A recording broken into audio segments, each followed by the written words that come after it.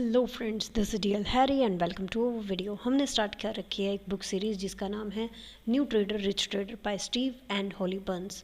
अभी तक हम इसके 15 चैप्टर तक डिस्कस कर चुके हैं, तो आज हम इसके थर्ड पार्ट जो कि मैथडोलॉजी है इसके 16 चैप्टर पर चलते हैं, जो कि स्टार्ट होता है new traders follow their emotions which put them at a disadvantage. Rich traders follow systems that give them an advantage.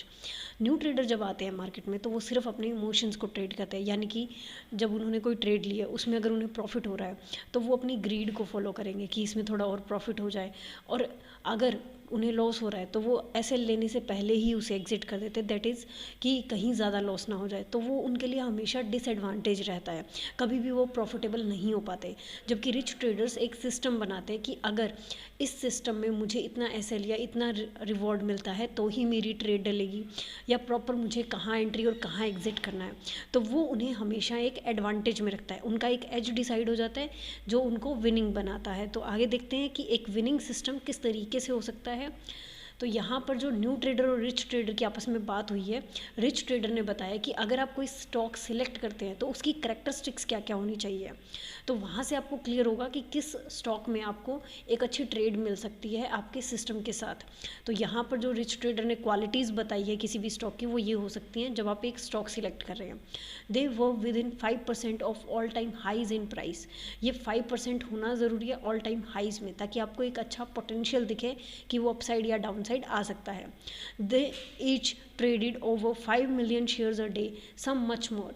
अब यहाँ पे देखिए कि वो per day 5 million shares at least trade होने चाहिए। इसका रीज़न क्या है? 5 मिलियन शेयर्स का मतलब है कि ये एक एवरेज वॉल्यूम हो गया, यानी कि वहाँ पर आपको लिक्विडिटी मिलेगी, वहाँ पर आपको वॉलेटिलिटी मिलेगी जो कि आपके लिए फेवरेबल रहेगी। अगर मान लीजिए कि आप किसी ऐसे स्टॉक में जाते हैं जहाँ पर आपको अपने ओपोनेंट मिलते ही नहीं, तो आप वहाँ पर ट्रेड नहीं कर पाएंगे, या आपको ओपोनेंट मिल गया, आपने ट्रेड ले ली लेकिन वो शेयर मूव ही नहीं कर रहा, तो फिर वहाँ पर आपको लॉसेस के चांसेस हो सकते हैं, या हो सकता है कि आपको एक टाइम में आप ना कमा पाएँ जितना टाइम आप मेजर करते हैं। फॉर एग्जांपल आप सोचते हैं कि एक महीने में आपको 5% या 7% का रिटर्न मिल जाएगा, तो वो पॉसिबल नहीं हो पाएगा। So that's why 5 million shares a day, यानी कि उसकी वॉल्यूम अच्छी होनी चाहिए। They all had new products और business models that gave them an edge over their competition.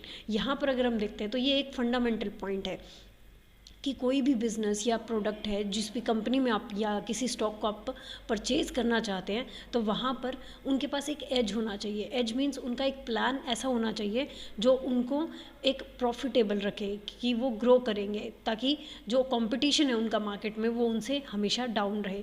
तो दैट्स वाई वो कंपनी थोड़ा ग्रो कर सकती है, मीन्स एक प्रोबेबिलिटी उसकी भी जीतने की वहाँ पर होती है। And they were all influencing their industry and और कंज्यूमर बिहेवियर। तो जो उनका प्लान है, क्योंकि हम फंडामेंटल्स में किसी भी कंपनी के प्लान्स और उनकी अपकमिंग स्ट्रेटजीज़ या कोई भी पॉलिसीज़ हैं वो देख सकते हैं, तो वहाँ से आपको क्लियर होगा कि वो किसी भी इंडस्ट्री को या अपने कंज्यूमर बिहेवियर को किस तरीके से इन्फ्लुएंस करते हैं, यानी कि उनके कंज्यूमर जो है वो बढ़ने वाले हैं या कम होने वाले हैं। तो डिमांड और सप्लाई यहाँ पर क्योंकि प्राइस को इफेक्ट करती है, तो वो आपके बहुत काम आ सकता है। Each of them had earnings increase and or sales increase of over 20% year over years for the same quarter, some much more। ये पूरी तरीके से फंडामेंटल पॉइंट्स है। अगर आप फंडामेंटल को समझते हैं तो ही आपको समझ में आएगा कि अर्निंग्स जो है वो बढ़नी चाहिए या सेल्स जो है वो बढ़नी चाहिए ओवर 20% ईयर, यानी कि पर ईयर के हिसाब से वो 20% अगर बढ़ रही है, या फॉर द सेम क्वार्टर या 4 महीने के दौरान वो बढ़ रही है, या इस तरीके से ही वो बढ़नी चाहिए कि हर 6 महीने में या पर ईयर वो 20% के अकॉर्डिंग उनकी अर्निंग्स बढ़ रही हो लगातार, या उनका सेल्स बढ़ रहा हो। दैट्स वाई आप क्या उससे पता लगा पाएंगे कि वो जो कंपनी है वो अच्छा ग्रो कर रही है, उनकी अर्निंग भी बढ़ रही है और उनकी सेल्स भी बढ़ रही है। तो यहाँ से आपको पता चलेगा कि जो कंपनी है उसकी मार्केट में डिमांड है, उस बिहाफ पे आप उस स्टॉक को सिलेक्ट कर सकते हैं, अपनी वॉच लिस्ट में ऐड कर सकते हैं, और उससे एक अच्छा प्रॉफिट भी एक लॉन्ग टर्म के लिए आप उसको प्लान कर सकते हैं ताकि आप एक प्रॉफिट बना पाएँ। All the companies were expected to continue to grow in sales and profits and take over और चेंज द मार्केट प्लेस। सभी कंपनीज जो है वो एक्सपेक्ट करती है कि वो कंटिन्यू ग्रो करे, किसमें? सेल्स और प्रॉफिट्स में। यहाँ पर प्रॉफिट्स को आप अर्निंग्स भी ले सकते हैं कि जितनी अर्निंग्स इंक्रीज होंगी उतना ही उस कंपनी को प्रॉफिट होगा।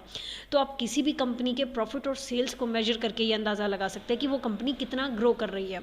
इससे उन्हें जो चेंज है मार्केट प्लेस में वो लाने का मौका मिलता है और वो कंपनी अच्छा ग्रो करके अपने किसी भी शेयर होल्डर को अच्छा प्रॉफिट दे सकती है। तो आप ऐसी कंपनीज जो यहाँ पर क्वालिटीज़ बताई गई हैं, ये सबके सब फंडामेंटल पॉइंट्स हैं।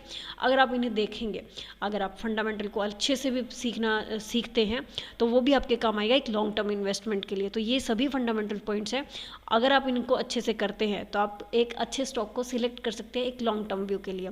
सो अभी चैप्टर का एंड होने जा रहा है, तो यहाँ पर हम आते हैं रिच ट्रेडर टिप पे। तो रिच ट्रेडर टिप जो आज का है इस लेसन का, don't trade someone else system.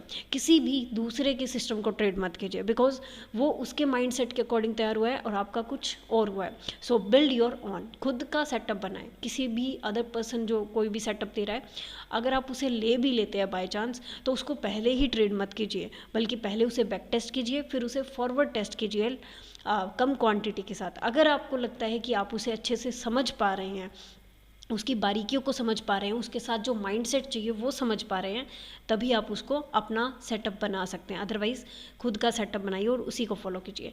Customise it to fit the principles you have studied and those that you can believe in. सिर्फ उन्हीं प्रिंसिपल्स को स्टडी कीजिए जो आपने, जिनमें आप बिलीव करते हो। प्रिंसिपल्स यहाँ पर आपके खुद के रूल्स होंगे आपके सेटअप से related. Your system must match your own risk tolerance and return expectations. किसी का भी सिस्टम होता है, उसकी दो क्वालिटीज़ होती हैं कि वो उसके रिस्क कैपेसिटी के अकॉर्डिंग होता है और वो उसकी रिटर्न एक्सपेक्टेशन के अकॉर्डिंग होता है। सो अगर आप अपना सेटअप बना रहे हैं तो आप यही डिसाइड कीजिए कि आपको उस सेटअप में जो लॉस मिल रहा है, अगर वो मार्केट आपके गलत अगेंस्ट चली जाती है, तो जो आपको रिस्क मिल रहा है क्या वो आपके फेवर में है। अगर येस, तो आप उस सेटअप को रख सकते हैं। अगर उसमें जो रिटर्न मिल रही है, क्या वो आपकी एक्सपेक्टेशंस पे खरी उतर रही है, ये दो चीज़ें आप हर बार देखेंगे जब भी आप कोई सेटअप बनाएंगे। सो दैट्स हाउ आप अपने सेटअप को चेक कर सकते हैं। Be very of straying from your trading plan, because a mistake that wipes out your profits can impede your ability to trade going forward and take a toll on your confidence। अब यहाँ पर देखिए कि आपका जो भी trading plan है उसको इस तरीके से कीजिए कि अगर आप कोई गलती करते हैं, तो अगर तो उसने आपका सारा प्रॉफिट ले लिया तो आपकी ट्रेडिंग एबिलिटी तो एक तो बिल्कुल ख़त्म हो जाएगी, बिकॉज वो आपका सारा का सारा प्रॉफिट लेकर जा रही है। दूसरा, आप अपने आप को, अपने जो कॉन्फिडेंस लेवल है उसको लो पाएंगे। तो इसके लिए ऐसा सेटअप होना चाहिए, ऐसा ट्रेडिंग प्लान होना चाहिए जिसमें अगर बाय चांस आपका गलत ट्रेड डल जाता है या मार्केट आपके अगेंस्ट चली जाती है, तो एटलीस्ट वो आपका पूरा का पूरा प्रॉफिट लेकर ना जाए, जिससे आपकी ट्रेडिंग एबिलिटी बनी रहे। मीन्स आपका ट्रेडिंग कैपिटल जो है वो सेव रहे और आपका कॉन्फिडेंस जो है वो भी डाउन ना जाए, बल्कि बना रहे कि यस, आपने एक ऐसा सिस्टम बनाया है जो वाकई में प्रॉफिटेबल है लॉन्ग टर्म में। डोंट लेट फियर और greed make you do something destructive. अपने इमोशंस को बैलेंस करना बहुत ज़रूरी है, वरना इमोशंस जो है वो आपको डिस्ट्रक्टिव डिसीजंस लेने में आपकी हेल्प करते हैं, आपको लेकर जाते हैं कि आप कुछ डिस्ट्रक्टिव डिसीजंस लें। स्पेशली आपका फियर और ग्रीड, जैसा कि मैंने आपको स्टार्टिंग पेज पे ही बताया था कि new trader emotion based decision लेते हैं, मेनली फियर और greed based. Always stick to your plan. अपना प्लान अगर आप बनाएंगे तो आप अपने इमोशंस को भी बैलेंस कर सकेंगे। तो इसीलिए पहले अपना रिटर्न प्लान बनाइए कि आप कितने अमाउंट के साथ ट्रेड कर रहे हैं, आपको किस सेटअप पे ट्रेड करना है, आप अगर लॉस लेंगे तो कितना लेंगे, अगर आपको प्रॉफिट चाहिए तो कितना प्रॉफिट चाहिए, आप कितनी क्वांटिटी में ट्रेड करेंगे, and that's how so many things are there. तो आप ट्रेडिंग प्लान को पूरी तरीके से बना सकते हैं, उसको लिख सकते हैं। ट्रेडिंग प्लान का वीडियो इससे पहले कुछ चैप्टर्स में आ चुका है, जब हमने साइकोलॉजी की बात की थी, जब हमने रिस्क मैनेजमेंट की बात की थी। तो अगर आप ट्रेडिंग प्लान पे देखना चाहते हैं तो पहले कुछ वीडियोस में आप ट्रेडिंग प्लान की वीडियो भी देख सकते हैं। सो आज के लिए इतना ही फ्रेंड्स, मिलते हैं नेक्स्ट वीडियो में। Till then, thank you and happy trading.